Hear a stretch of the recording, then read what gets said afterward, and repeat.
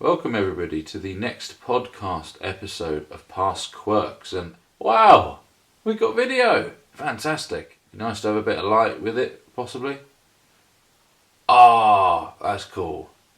So that means then presumably we could do some sort of, I don't know, some sort of recipe. What do you reckon? Maybe make something Tudor?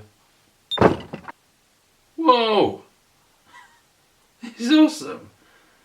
I don't suppose it's too much to ask for some images to accompany the opening credits.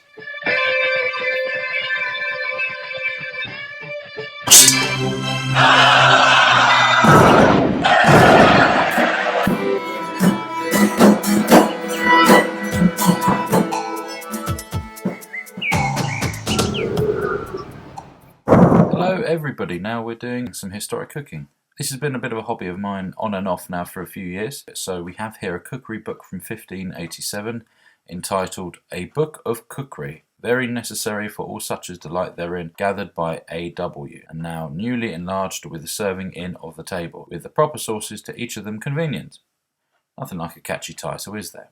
Detailed within are recipes for meat pies, so we've decided to make a real mince pie today. For the pastry, we're going to need 60ml 4 tablespoons of milk, 10ml 2 teaspoons of salt, 450g plain flour, 100g of lard. Obviously you can substitute this if you're veggie, usually we tend to use butter, 150ml or quarter of a pint of water. When you're actually doing this, you want to make sure that obviously you're rolling it out, using plenty of flour, a bit of water and everything, so you get the right consistency. In this case, we're going to be using this, and you want to be putting that so it actually sits sort of as a case. And once you've got your filling in, you can literally just pop top on top, and then you've got your pie. 2.5ml, 50g of currants, and the same of raisins, and the same stoned and chopped of prunes. Half a teaspoon each of ground cloves, and the same of black pepper, and 700g of lean mutton or beef. 5 millilitres, 100g of suet, 5 millilitres or 1 teaspoon of ground mace or nutmeg.